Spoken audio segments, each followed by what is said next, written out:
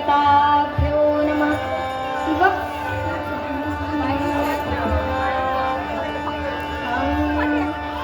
वक्रतुण्ड महाकाय सूर्यकोटि समप्रभ निर्विघ्नं कुरु मे देव सर्वकार्येषु सर्वदा। गुरुर्ब्रह्मा गुरुर्विष्णु गुरुर्देवो महेश्वरा गुरु साक्षात् परब्रह्म तस्मै श्री गुरवे नमः। मूकं करोति वाचालं पङ्गुं लङ्घयते गिरिं यत्कृपातमहं वन्दे परमानन्दमाधवम्।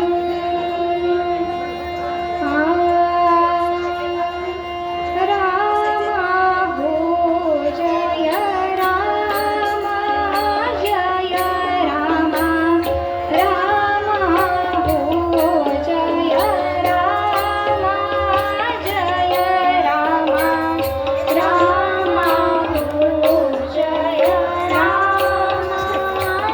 राम रामाहो जय राम जय राम।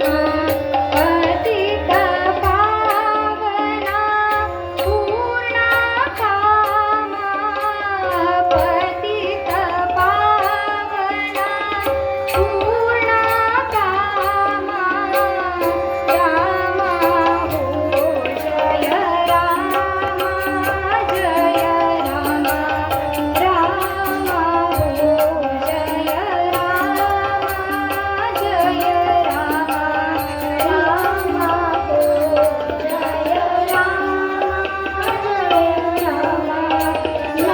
नामाहो दीननाथा दीननाथा नाथाहो दीननाथा दीननाथा तुमचे चरणी हो ना, राहू तू इकडं सरकून बस इथं. तुमचे हो तू सरक, तू पलीकडं सरक. नाही त्या बाई, काकून सरक तू अजून पलीकडं हात ठेव. पुढे बस तू. हे बस तू बसली इथं बरोबर आहे आता.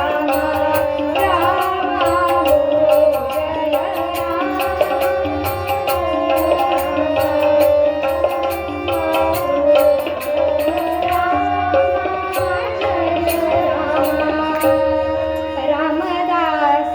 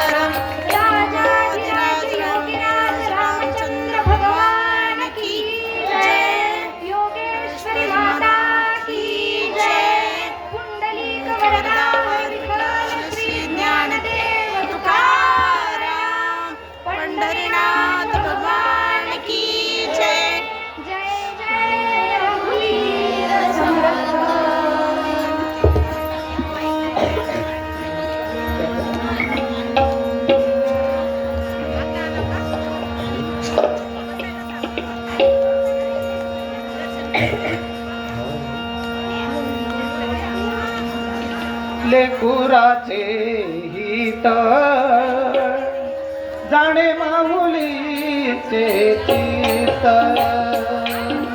लेकुराचे हित जाणे माऊलीचे चित्त ऐची कळवळ्याची जाती बोल बटन गहिरा फोटो निघत असते हा नीट दाबा त्या. ऐची कळवळ्याची पलीकडलं जाती हे दाब फक्त नीट धर.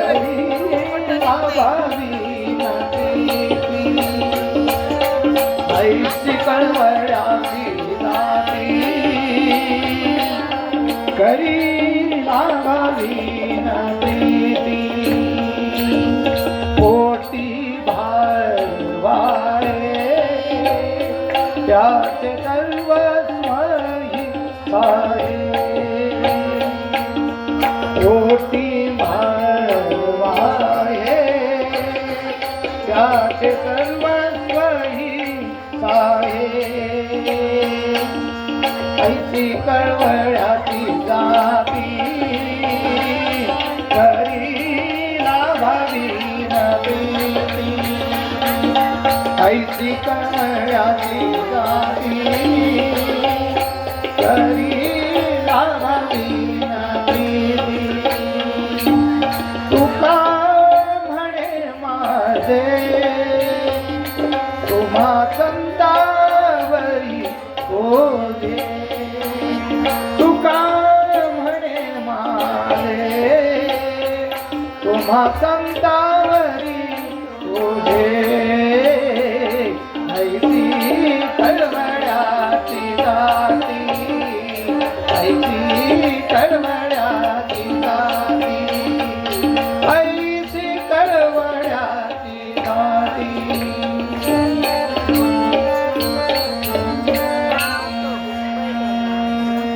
लेकुराचे लेकुराचे हित जाणे माऊलीचे चित्त ऐसी कळवळ्याची जाती करीला भावीन प्रीती कोटी भार साहे त्याचे सर्वस्व ही वाहे ऐसी कळवळ्याची जाती करीला भावीन प्रीती तुका म्हणे माझे तुम्हा संतावरी ओझे ऐसी कळवळ्याची जाती करीला भावीन प्रीती पुंडलिक वरदा विठ्ठल श्री ज्ञानदेव तुकाराम पंढरीनाथ भगवान की जय जय जय रघुवीर समर्थ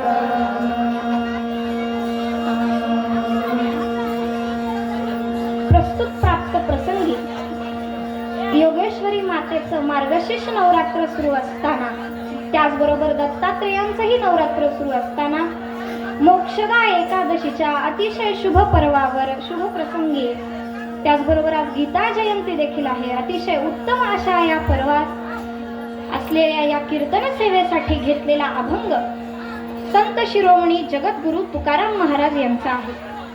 प्रस्तुत अभंगात तुकाराम महाराज संतांचा स्वभाव आणि त्यांच्यावर असलेला विश्वास वर्णन करतात.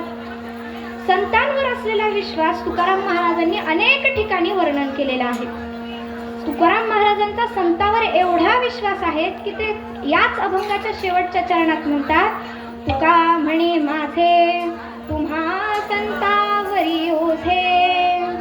तुकाराम महाराज असं म्हणतात की तुम्हा संतांवरच माझं ओझं आहे, मी माझा भार तुमच्यावर टाकलेला आहे. अजून एका ठिकाणी तुकाराम महाराज काय म्हणतात, संतांची पायी हा माझा विश्वास, तेने हा सर्व भावे दास झालो त्यांचा. संतांवर तुकाराम महाराजांचा एवढा विश्वास आहे आणि आज या अभंगामध्ये तुकाराम महाराज संतांचं वर्णन करताना, संतांवरचा विश्वास दाखवताना, संतांचा स्वभाव सांगताना संतांची तुलना मातेशी करतात.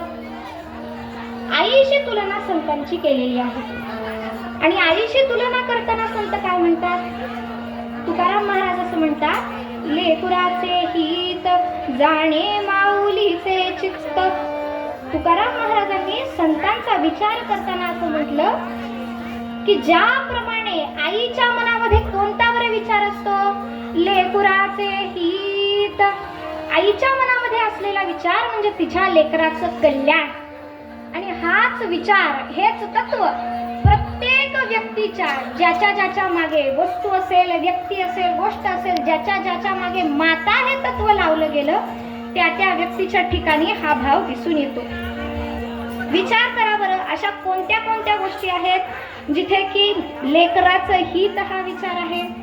आपल्या शास्त्रांमध्ये माता ही केवळ जन्म देणारीच नाही, तर वेगवेगळ्या गोष्टींना माता म्हटलेलं आहे. ज्या गाईचं आपण दूध घेतो तिला देखील माता म्हटलेलं आहे. तिच्या ठिकाणी भाव, तिचं दूध किती रुपये लिटरला जातं हा असतो का हो? नाही.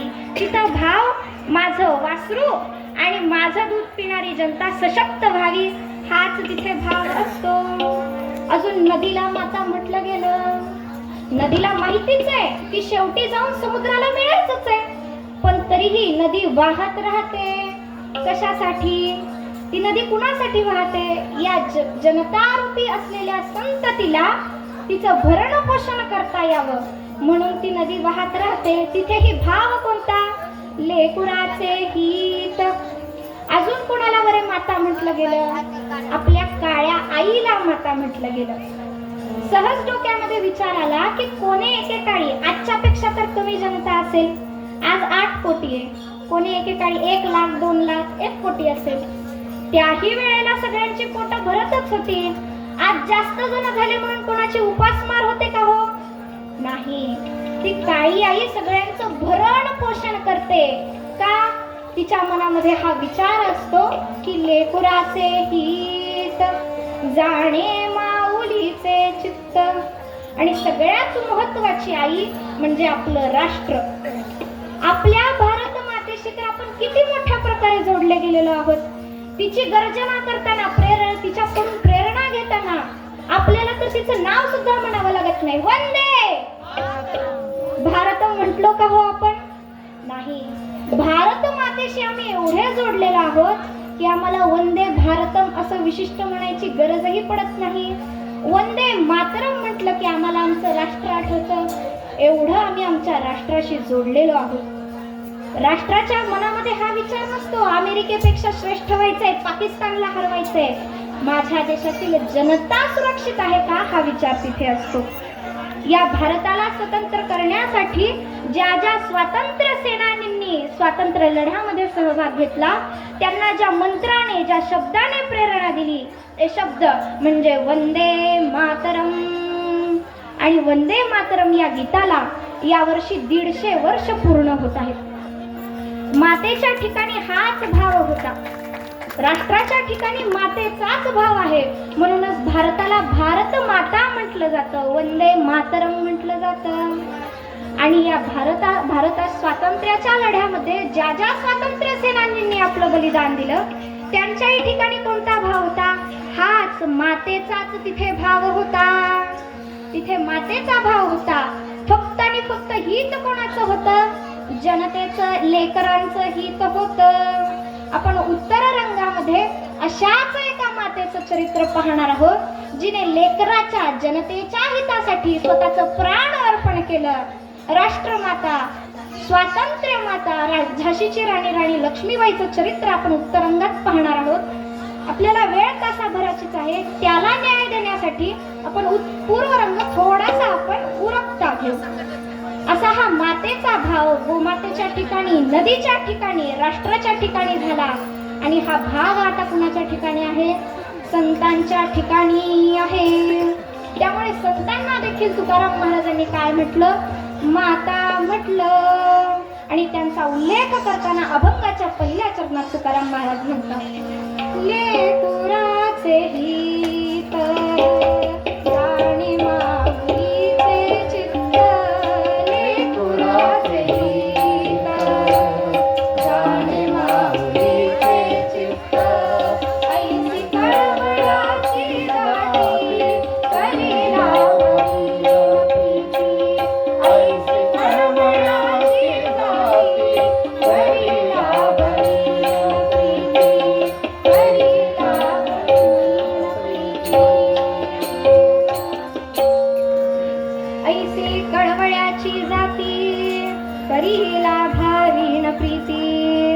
अभंगाच्या दुसऱ्या चरणात तुकाराम महाराज संतांना उद्देशून म्हणतात की संत हो, माझा तुमच्यावर पूर्ण विश्वास आहे, माझी तुमच्यावर पूर्ण श्रद्धा आहे आणि तुमचं हृदय कोणासारखं आहे तर ते मातेसारखं हृदय आहे आणि असा विश्वास तुमच्यावर ठेवलाय जेणेकरून माझं ओझं मी कुणावर टाकतोय, तुम्हा संतावरी ओझे. ओझं कुणावर टाकलेलं आहे? संतांवर टाकलेलं आहे. पण मग विचार करा, एक छोटस मूल असतं ते सहजासहजी कुणाकडेही जात का हो? नाही, त्याला त्याची आई ओळखू येते, पटकन ते आईकडे जातं. पण तसं आपल्याकडे येतं का? नाही. हाच भाव तुकाराम महाराजांनी अभंग लिहितानाही ठेवला की एवढा विश्वास तुमच्याकडे आहे म्हणून निश्चिंत होऊन तुमच्यावर आम्ही ओझं ठेवू. कशामुळे? कारण तुमचा जो भाव आहे तो केवळ कळवळ्याचा आहे, तो केवळ प्रेमाचा आहे. तिथं परतफेडीची, लाभाची अपेक्षा आहे का? नाही, तिथं लाभाची अपेक्षा नाही. लेकरू लहान असते, आई त्याला बोलत असते, मोठी होते मुलगी, लेकीला तरी आईचा फोन जातो, लेकीला लेकी होतात तरी आईचा फोन तिला जातो. तिला काय अपेक्षा असते का हो लेकीनं काही तिच्यासाठी करावं म्हणून? नाही. करी लाभावीन प्रीती, हाच भाव संतांचाही आहे. एवढे तुकाराम महाराजांनी अभंग लिहिले, ज्ञानेश्वर महाराजांनी ज्ञानेश्वरी लिहिली. प्रकाशनाचे त्यांना पैसे भेटले का हो? नाही. त्याच्यासाठी केलं का हो? नाही. तिथं लाभावीन प्रीती होती. माझ्या समोर असलेला जो समाज आहे त्या समाजाला चांगलं घडवायचंय, त्या समाजाला योग्य वळणावर लावायचंय, यासाठी केलं. करी लाभावीन प्रीती. आणि नुसतंच एकदा सांगितलं का हो की तुकाराम महाराजांचा गाथा वाचा, ज्ञानेश्वरी वाचा? नाही. ज्याप्रमाणे माता पोटामध्ये बाळाला 9 महिने धारण करते आणि जन्म झाल्यानंतर सुद्धा त्याचं सर्वस्व साहते, अगदी त्याचप्रमाणे संत देखील आम्हाला एकदा सांगून थांबतात का? नाही. पुन्हा पुन्हा सांगत राहतात. सांगतो तुम्हासी भजारे विठ्ठला, नाही करी देवा जन्म माया, नाही करी देवा जन्म माया, नाही करी देवा जन्म माया, नाही करी देवा जन्म माया. आणि हे एकदा सांगतात का? नाही, पुन्हा पुन्हा सांगत राहतात. सांगतो तुम्हासी भजारे विठ्ठला, हात जोडून जोडून सांगतात. आम्हाला पण समजतच नाही. समाज आपला कसा आहे? शिस्तीत ऐकून घेणाऱ्या हुशार लेकरासारखा समाज नाही. समाज जुआड लेकरू आहे, त्याला 4-4दा सांगावं लागतंय, कान धरून त्याला कीर्तनाला येऊन बसवावं लागतंय. मग संत काय करतात? ते पुन्हा पुन्हा सांगतात आणि शेवटी संत काय म्हणतात की अरे बाबा मी थकलो, तर गपचूप माझ्या मागे चला, या आलं तरी या रे लागे अवघे माझ्या मागे मागे. शेवटी संत काय करतात? सोबत घेऊन जायला निघतात. पण तरीही आम्ही मात्र तेवढे हुशार नाही.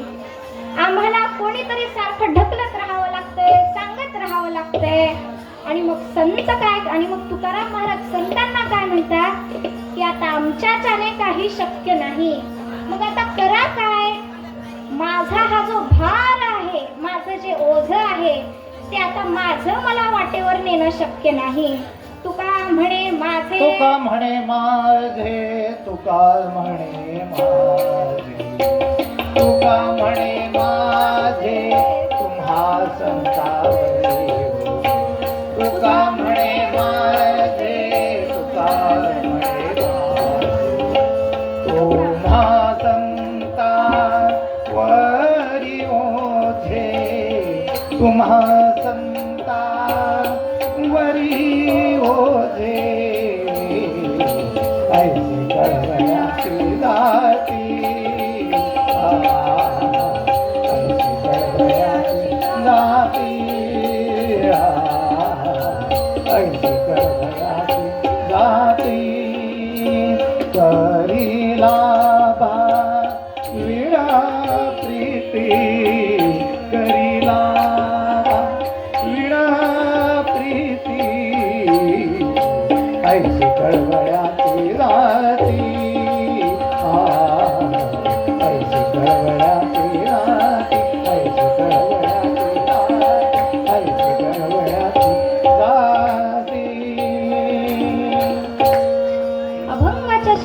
चरणास तुकाराम महाराज थकून भागून आम्हाला कळत नाही म्हणून ओझं कोणावर टाकतात? संतांवरी टाकतात. कारण हा विश्वास आहे की हे संत आम्हाला कंटाळून टाकून द्यायचे नाहीत. आमचा शेवटपर्यंत भगवंताच्या प्राप्तीतील परमार्थिक मार्गातील ते उच्च स्थान आम्हाला प्राप्त होईपर्यंत संत आम्हाला वाहून नेतील. कशामुळे? कारण त्यांच्या ठिकाणी असलेला भाव ऐसी कळवळ्याची जाती करीला भावीन प्रीती. हा भाव तिथे आहे. कारण संतांचं चित्त कशाने व्याप्त झालेलं आहे? मातेप्रमाणे लेकुराचे हित जाणे माऊलीचे चित्त ऐसी कळवळ्याची जाती करीला भावीन प्रीती. रघुपती राघव राजा राम पतित पावन सीताराम. रघुपती राघव राजा राम पतित पावन सीताराम. रघुपती राघव राजा राम पतित पावन सीताराम. रघुपती राघव राजा राम पतित पावन सीताराम. रघुपती राघव राजा राम पतित पावन सीताराम. रघुपती राघव राजा राम पतित पावन सीताराम. पुंडलिक वरदा हरी विठ्ठल श्री ज्ञानदेव तुकाराम. पंढरीनाथ भगवान की जय.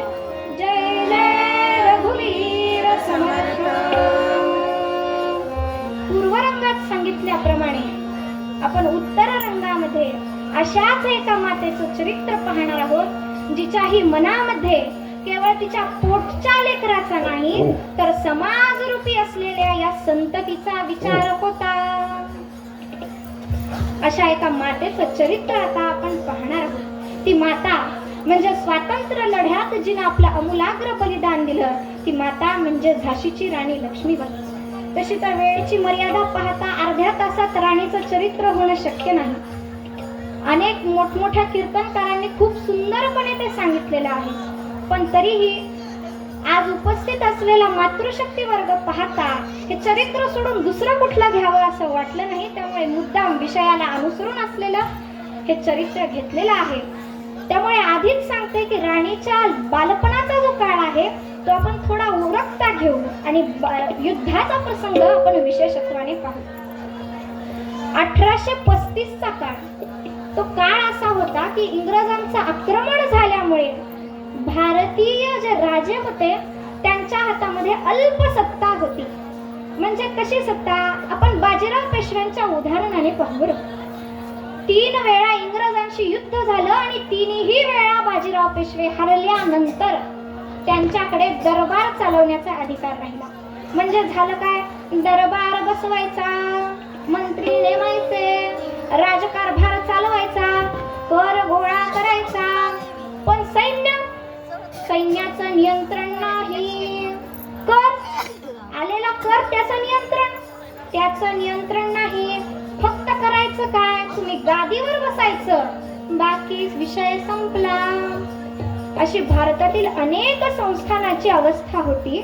त्यावेळेला पेशव्यांच्याच पदरी असलेले मोरोपंत तांबे नावाचे एक कारकून होते. शुद्ध मराठीत क्लर्क, लेखनिक.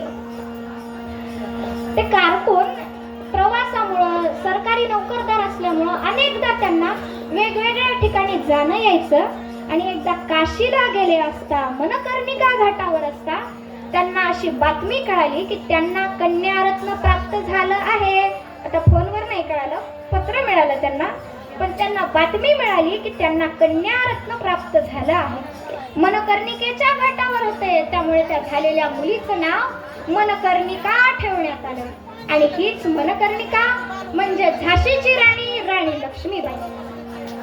पण बालपणीचं नाव मनकर्णिका जरी असलं तरी झाशीच्या राणीला मनकर्णिकाला घरी लाडाने मनुबाई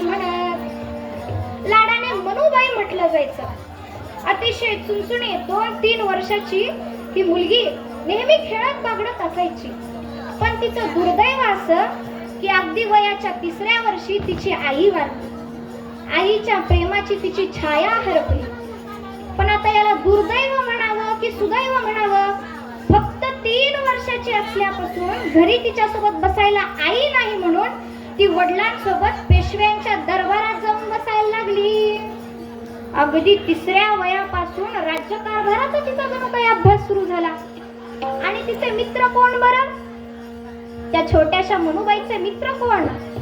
बाजीराव पेशव्यांची मुलं नानासाहेब पेशवे, तात्यासाहेब पेशवे, त्यांचे सवंगडी तात्याराव टोपे. आणि या सगळ्यांसोबत अगदी 3-4 वर्षाची असल्यापासून फिरायला बागडायला लागली. पेशव्यांच्या घरी तिला लाडाने छबी म्हणायचे. आणि पेशव्यांच्या मुलांसोबत तिचा अभ्यास सुरू झाला. कशाचा अभ्यास? ABCD शिकायचा, इंग्रजी बोलायचा? हो नाही, तिचा अभ्यास एका राष्ट्रभक्तासाठीचा होता. जमवून मांड घोड्याला भरधाव कसा फेकावा, जाताना निज खड्गाने रिपुकंठ कसा छेदावा, नाचवीत हाती भाला शत्रू सकसा रे धावा, शत्रू सकसा रे धावा, शत्रू सकसा रे धावा. अगदी 2, 3, 4, 5 वयाची असल्यापासून ही मुलगी शिक्षण कशी घेतीये? घोडेस्वारी, तलवारबाजी, युद्धकला, शस्त्रनीती, राजनीती या सगळ्या गोष्टींचं शिक्षण अगदी वयाच्या 3ऱ्या वर्षापासून सुरू झालं. आणि या सगळ्या गोष्टी ती शिकत होती. परंतु आजूबाजूची परिस्थिती फार काही चांगली नव्हती. सगळीकडे इंग्रजांचं साम्राज्य माजलेलं होतं आणि तिथे भारतीयांनाच जोखडामध्ये बांधून ठेवल्यासारखं राहावं लागत होतं. आपल्याच राज्यात, आपल्याच मातीत, आपल्याच तलावांवर जायला तिथं बंधनं होती. वेळा ठरवलेल्या असायच्या की एवढ्या वेळात इंग्रज अधिकारी आणि त्यांच्या बायका येणार आणि एवढ्या वेळात भारतीयांनी यायचं, अशी ती वेळ ठरलेली होती. परंतु मनुबाई मात्र धीट स्वभावाच्या, कोणालाही न घाबरण्याच्या. एके दिवशी आपल्या मैत्रिणींना घेऊन हे सगळे नियम मोडून गेले की तलावावर मज्जा करायला. आणि नेमकं त्याच दिवशी एक इंग्रज शिपाई तिथे आला आणि त्यांना पाहिलं. जोरात तो त्यांच्यावर ओरडला आणि त्यांना हकलून जायला सांगितलं. सोबत असलेल्या ज्या मैत्रिणी होत्या त्या घाबरून गेल्या की पळून मनुबाईंच्या. पण मनुबाई मात्र धीट, जागच्या काही हल्ल्या नाही. त्या शिपायाने येऊन कशी पोरगी हालत नाही म्हणून असा जोरात हात धरला आणि ओढत इन्स्पेक्टराकडे घेऊन निघाला. की हात सोडायचा प्रयत्न भरपूर केला मनुबाईंनी, पण 7-8 वर्षाची ती पोर काय होणार? शेवटी हात सुटेच ना म्हणून काय केलं? कडकडून त्या इंग्रज शिपायाच्या हाताचा चावा घेतला आणि जोरात हात झटकून राजवाड्यात निघून आल्या. 4-5 दिवसानंतर बाजीराव पेशव्यांच्या महालात झाशी संस्थानाचे राजे गंगाधरपंत देवाळकर कुठल्या तरी कामानिमित्त आले होते. आणि त्याच दिवशी आला हा इंग्रजी अधिकारी आणि विचारलं बाजीराव पेशव्यांना, आमच्या शिपायाच्या हाताचा चावा घेतलाय, कोण ती मुलगी? मनुबाईंना विचारलं की काय हो, चावा घेतलात का? मनुबाईंनी मोठ्या धिटाईने सांगितलं की हो, मी चावा घेतला. कशामुळं? आम्ही तिथे मुली स्नान करत होतो, त्यावेळी इथं तो आला आणि मला ओढत घेऊन जाऊ लागला, म्हणून मी त्याच्या हाताचा चावा घेतला. बाजीराव पेशव्यांनी विचारलं, अगं बाई, पण तो इंग्रज अधिकारी की ग? मनुबाईंनी किती धिटाईनं उत्तर दिलं की अहो, आमची भारत माता एवढी पारतंत्र्यात का? आमच्याच देशात आम्हीच केव्हा नदीवर जावं हे ठरवणारा हा इंग्रज अधिकारी कोण? राणीचं ते उत्तर ऐकून, मनुचं ते उत्तर ऐकून अख्खा दरबार चकित झाला. पण वेळ बिकट होती, वेळ अतिशय वाईट होती. भारत माता पारतंत्र्यात होती. बाजीरावांना उत्तर देणं शक्य झालं नाही.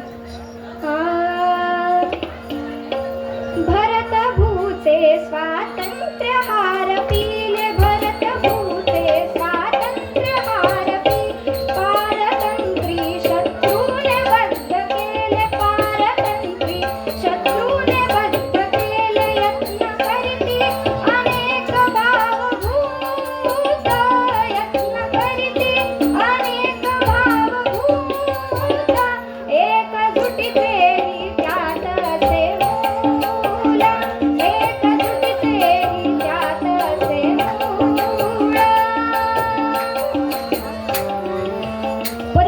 बिकट होती. भरतभूचे स्वातंत्र्य हार पिले, पारतंत्री शत्रूने बद्ध केले. त्या 7-8 वर्षाच्या पोरीचं उत्तर बरोबर होतं की, पण ते उत्तर मात्र त्या इंग्रज अधिकाऱ्याच्या तोंडावर सांगण्याची बाजीरावांची हिंमत धजावली नाही. शेवटी त्यांनाच माफी मागावी लागली. घडलेला हा सगळा प्रसंग दरबारामध्ये असलेले झाशी संस्थानाचे राजे पाहत होते. त्यांच्या लक्षात आलं की आज माझं वय झालेलं आहे. जर झाशी संस्थानाचं जर कोणी रक्षण करणार असेल, त्याचा सन्मान राखणार असेल, तर ती म्हणजे केवळ आणि केवळ मनकर्णिका.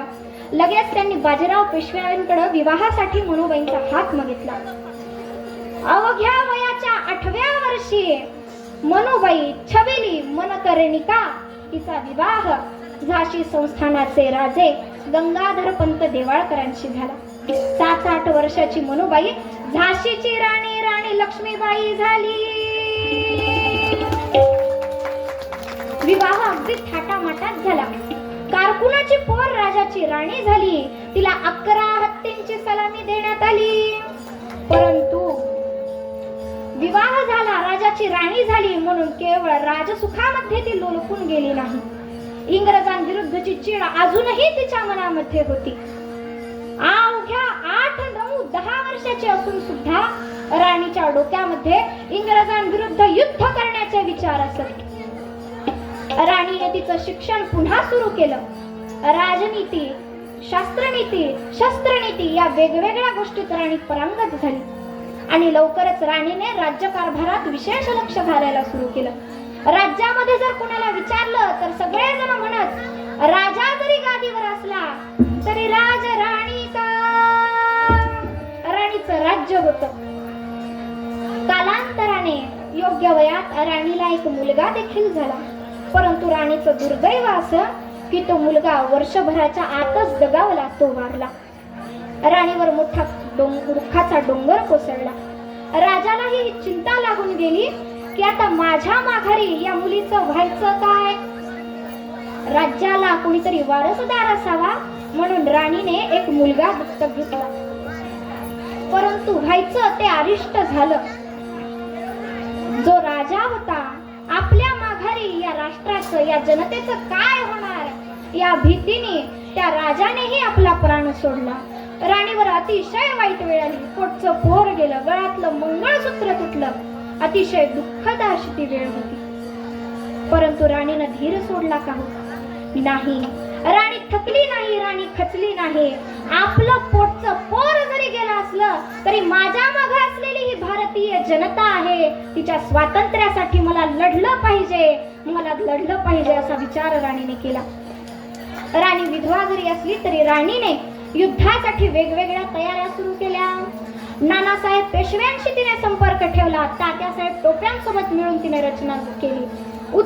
उत्तरेकडे असलेला दिल्लीचा बादशाह बहादूर सिंगाशी तिने आपलं संगनमत केलं आणि युद्धाची वेळ निश्चित केली.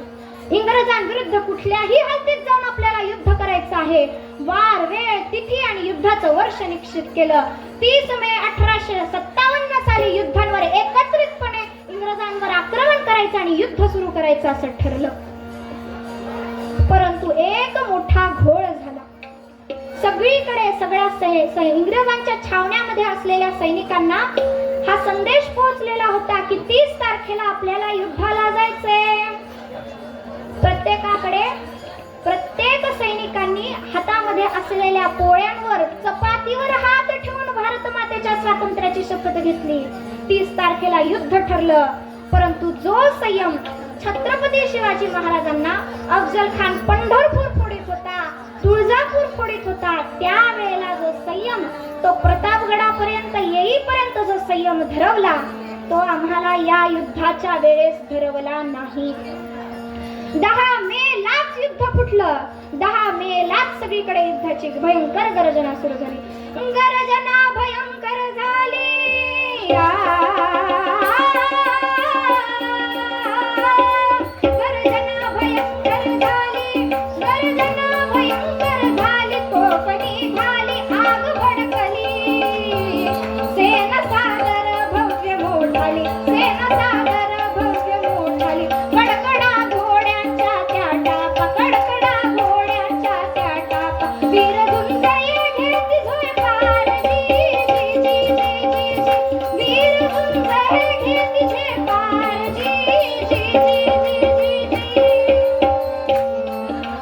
कानपूर, लाहोर, मेरठ, दिल्ली, उत्तर प्रदेशातल्या अनेक वेगवेगळ्या ठिकाणातून 10 मेलाच युद्धाची गर्जना झाली. भलं मोठं युद्ध पेटून निघालं.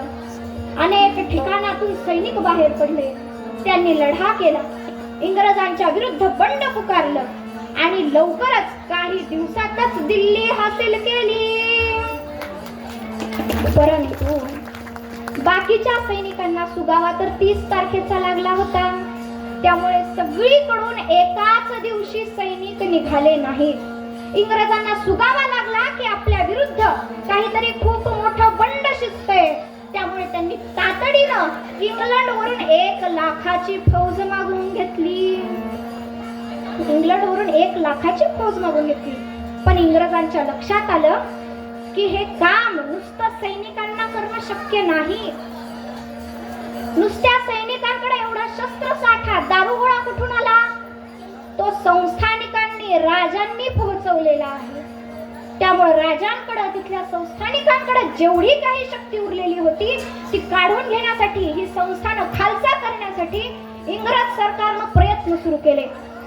वेगवेगळ्या संस्थानांना पत्र पाठवली की आजच्या आज तुमचे राज्य खाली करा. झाशीलाही पत्र आलं की झाशीचा जो उत्तराधिकारी आहे त्याचं दत्तक विधान नामंजूर करण्यात येतं. झाशीवर मोठं संकट कोसळलं.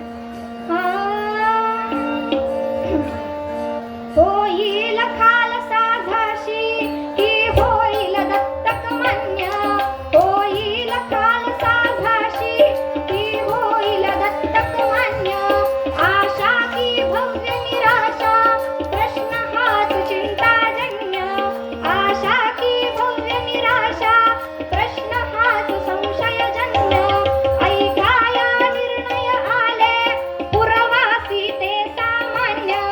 ऐकाया निर्णय आले पुरवासी ते सामान्य. राहली खालसा झाशी, झोंबले शब्द हृदयाशी. बोलली रेसिडेन्साशी, देणार नाही कोणाशी. आवडती माझी झाशी, देणार नाही कोणाशी. आवडती माझी झाशी. विजयासारखी राणी गडगडली. तिनं सांगितलं की काहीही झालं तरी मी माझी झाशी देणार नाही.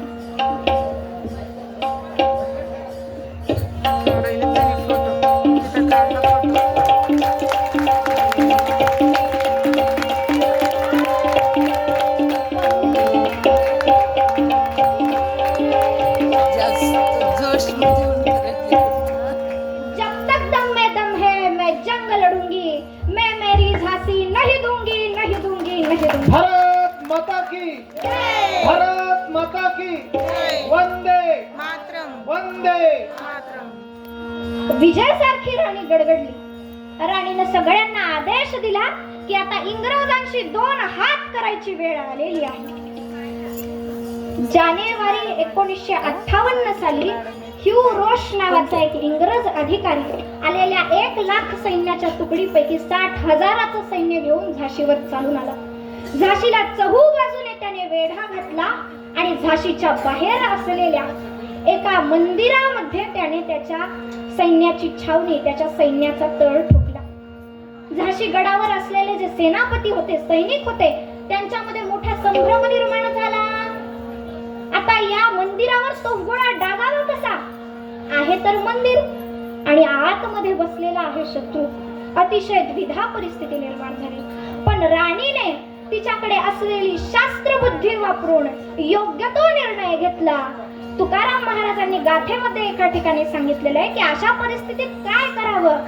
विंचू देव्हाऱ्यासी आला, देव पूजा न आवडे त्याला.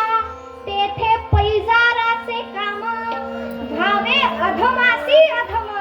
राणीने त्या मंदिरावर तोफ डागायला लावली. परंतु दर युद्धामध्ये व्हायची ती गोष्ट झाली. किल्ल्याचा किल्लेदार इंग्रजांना फितूर झाला.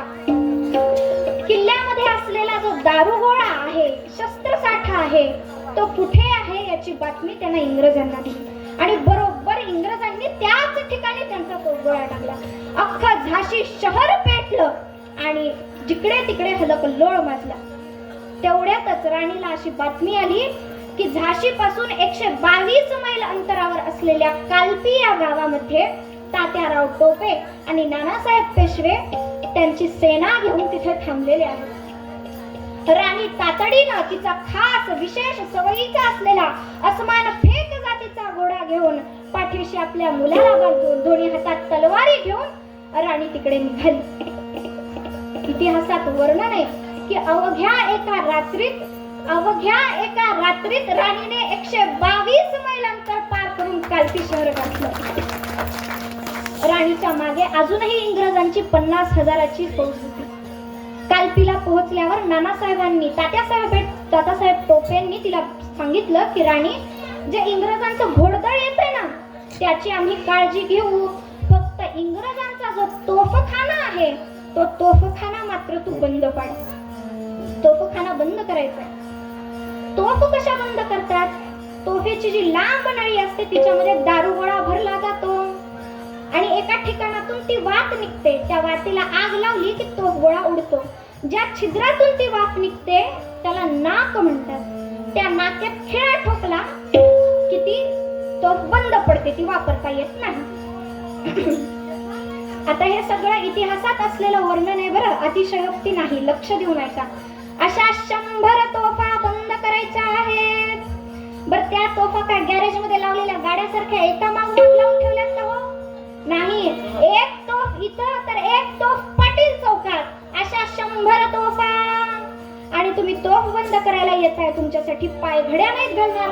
तिथे प्रत्येक जण युद्धाला सज्ज झालेला आहे, हातात शस्त्र घेऊन थांबलेला आहे. आणि अशा परिस्थितीत राणी 100 तोफा बंद करायला निघालेली आहे. इतिहासात असलेलं त्या युद्धाच्या वेळी असलेल्या एका इंग्रज अधिकाऱ्याने चित्र काढले.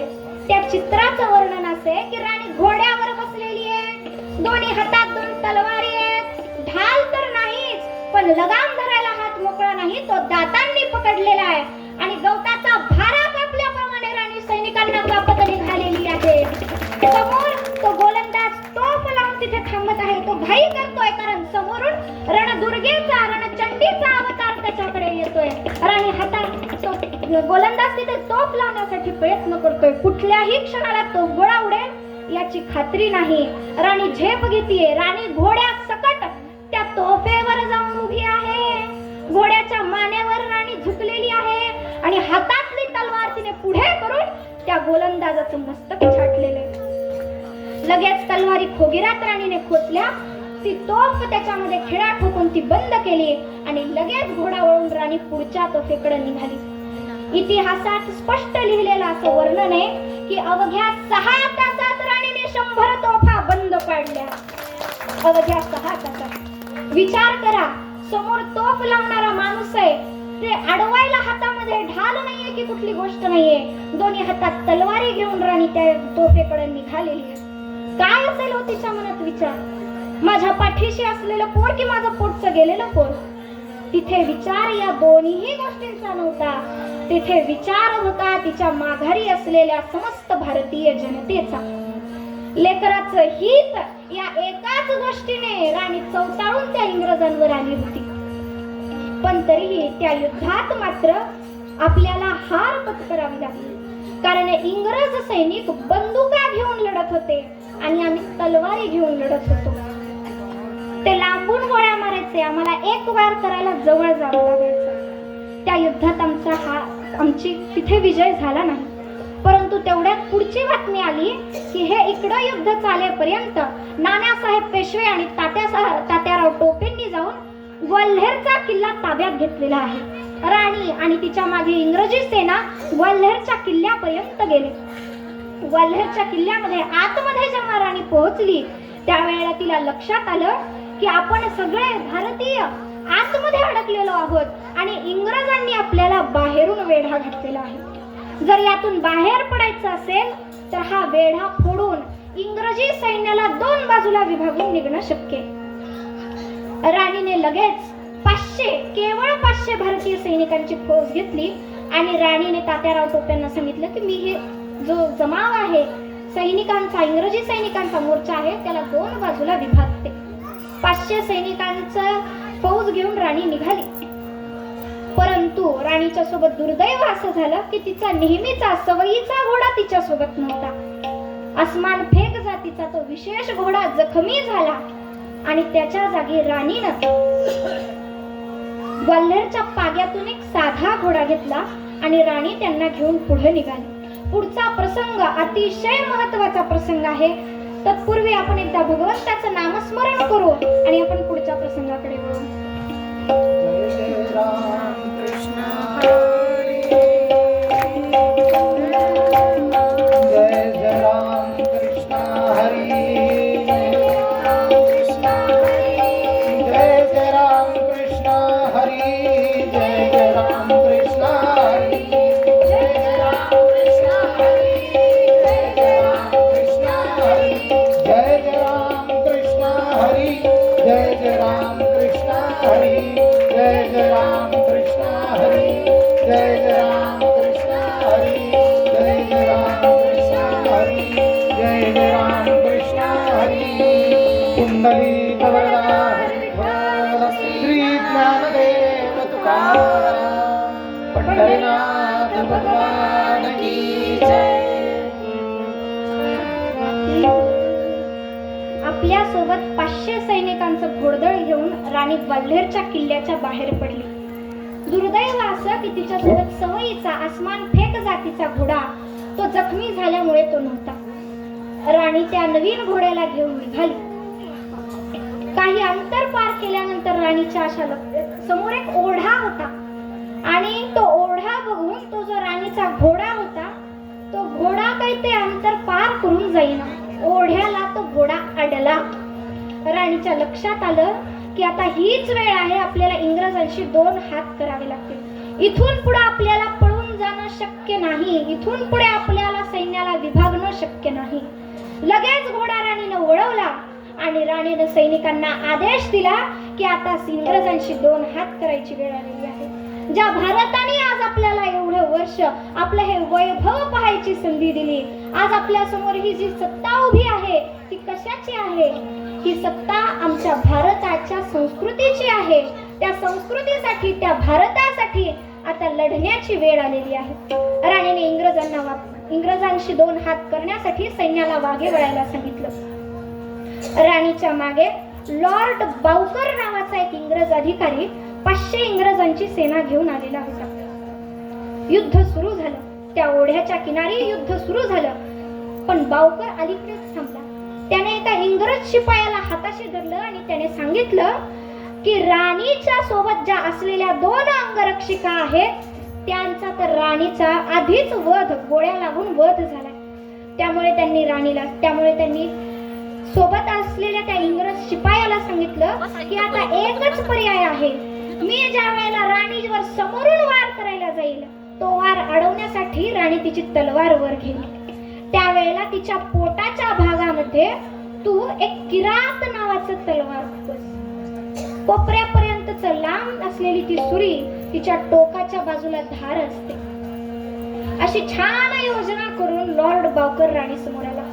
दोन्ही हातामध्ये त्या राणीने तलवार धारण केलेली आहे. पाठीशी मूल बांधलेले आहे आणि घोड्यावर बसून राणी युद्ध करतीये. रणचंडीचा अवतार असल्याप्रमाणे, दुर्गेचा अवतार असल्याप्रमाणे राणी तिच्या माघारी असलेल्या भारतीय जनतेसाठी युद्ध करतीये.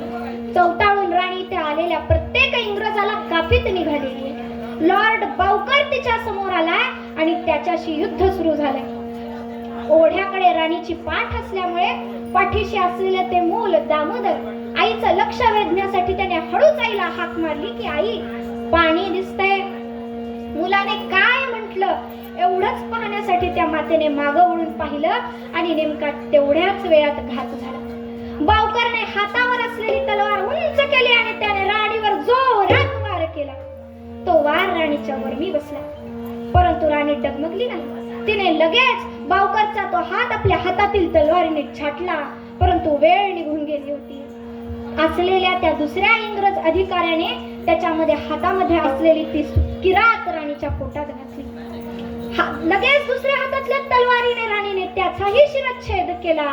इतिहासात वर्णन आहे, वर्मी एक घाव आहे, पोटामध्ये एक तलवार आहे, पाठीशी मूल आहे हातामध्ये दोन्ही तलवारी घेतलेल्या आहेत, पण समोर आलेल्या 500 इंग्रजांना मारल्याशिवाय, यमसदनी धाडल्याशिवाय राणी घोड्यावरून उतरली नाही. आलेल्या त्या 500 इंग्रजांना यमसदनी राणीने धाडलं आणि मगच ती घोड्यावरून उतरली.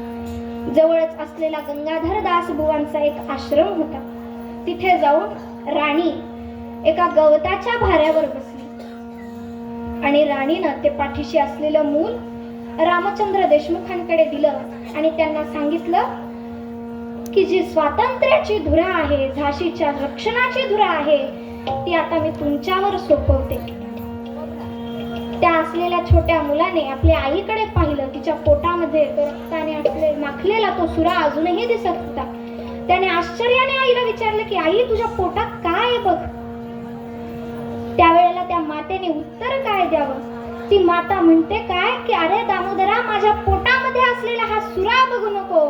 या भारतीय जनतेच्या डोक्यामध्ये घुसलेली जी बारीक गुलामगिरीची सुई आहे, तिची तू काळजी कर, तिची तू चिंता कर, ती बाहेर काढण्यासाठी तू लढत राहा.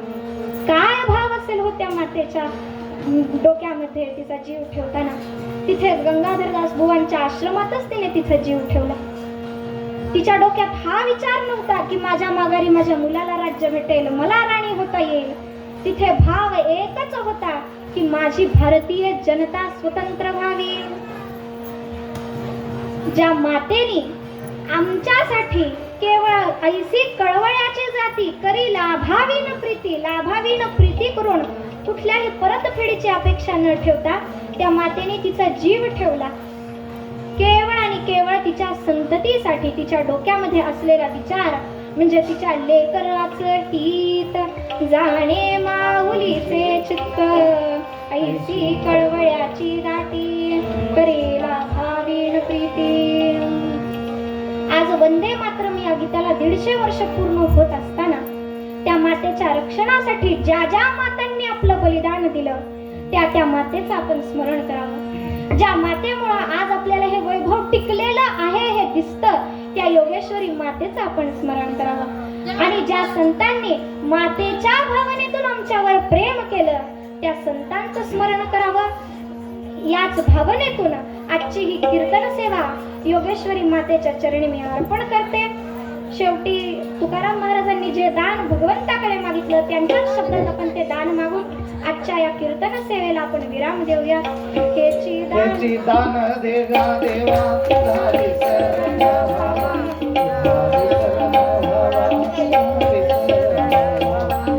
गाईन आवडी हेची माझी सर्व जोडी, माझी सर्व जोडी हेची माझी सर्व जोडी. आणि संपदा संत संगती सदा, गुण गाईन आवडी हेची माझी सर्व जोडी.